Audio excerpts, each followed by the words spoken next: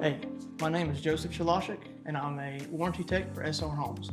Today we're going to go over simple fall maintenance tips to help you care for your new home.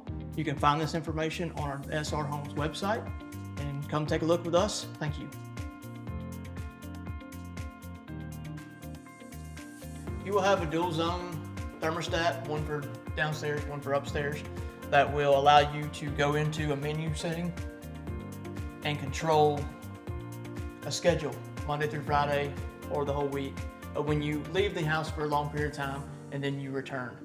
That'll optimize the airflow, keep your house nice and cool or nice and hot depending on what time of year it is. Also remember that your thermostat is not like a light switch. Once you turn it on, it takes a while for it to start working. It doesn't come on automatically. If you have any issues with your thermostat, you need to reach out to the provider that's on the SR Homes website. Going outside of the network during the first year of warranty will void the warranty service. One of the best parts about fall time is being able to enjoy a nice fire with the cooling temperatures. There's a few things that you do need to watch out for and be careful of when having a gas fireplace like this one right here. Let's show you what you need to do. You need to unhook your screen on the front. And if you notice, there is a gas valve at the bottom directly to the left side. Make sure that is in the on position. You smell no gas. Have your screen latched back in.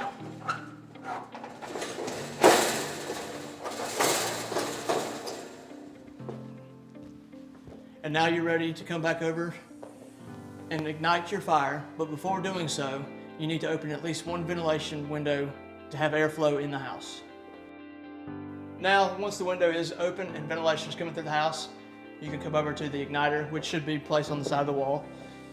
It is basically a light switch you turn on. There's an igniter in the middle of the fire pit. Flip it on, give maybe 2 to 3 seconds, and you should have a fire. Another huge aspect of your HVAC system is the furnace, which is located up in the attic in this particular home. As you notice, there's one here. There's another one right behind me. One's for downstairs and one's for upstairs. Some models may change varying on the house, but they all should properly work the same. Another huge thing you need to remember with your furnace is to change out your air filters quite frequently. Here we have a 16 by 25 by 1 filter size, which will be located on the filter that's in there previously. And you do want to always remember the arrow that is on the filter always needs to go towards the blower of the furnace.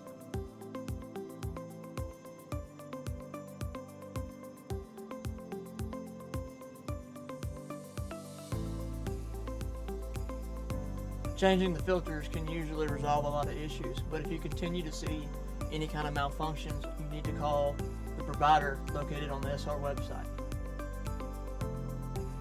Another aspect of your HVAC system is the register vents, which are located in the ceiling of most of all the rooms throughout the house. Remember that the one that's furthest away from the furnace will need to be opened the widest to have more airflow throughout that room. If there is not a room that you use often, you can close that vent fully to have more airflow throughout the rest of the house. Everyone knows what a smoke detector is because you usually find out in the middle of the night of it chirping at you because the battery's gone dead. But they can be annoying at some times, but there is proper maintenance for them, and I'm going to go over that. One of the main things to remember though is that it is mandated by building code about the location of where they decide to put the smoke detector, as they are usually found in the entryway of most bedrooms. One of the most annoying things is the dreaded chirp from the smoke detector. You can easily change it out by putting a new 9-volt battery on the side of it. Once you reinsert one, push it tightly, and while you're up here, a monthly good service is to always be sure that the vent in the front of the smoke detector is cleaned out. One area that everybody's common with is the restrooms or the bathroom areas, showers. Don't skip over those areas, they're very important. There's a lot of ways that water can get in behind your backsplash, the tile, the cracks and crevices in the corners of the showers. You can go down to your local hardware store and find any of the approved sealants for the application.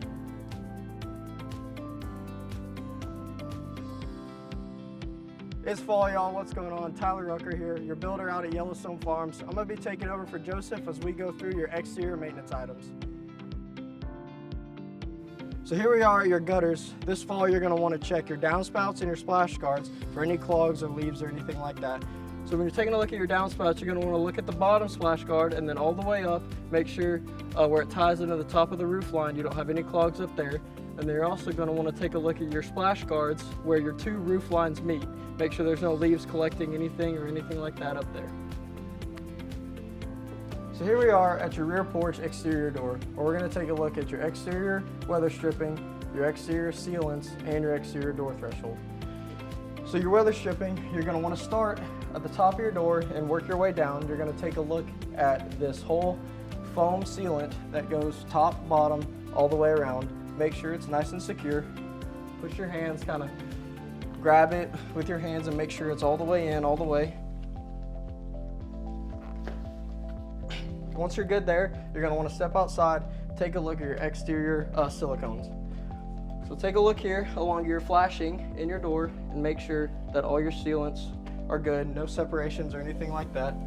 Same thing with your door, from top to your flashing, make sure there's no cracking or any separations.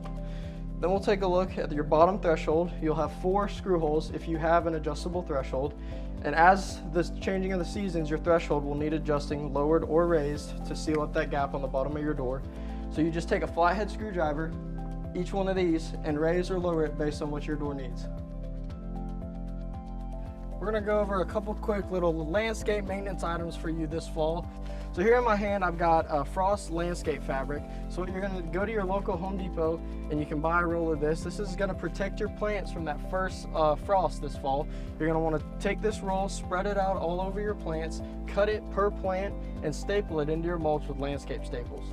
When it comes to your Bermuda, Bermuda quits growing when it gets below 60 degrees. So as soon as the weather cools off a little bit and it doesn't get above 60 degrees, which here in Georgia could be November, December, but this fall, if it doesn't get above 60, go ahead and shut your irrigation system off, cut your grass one last time, and you'll be good till next spring.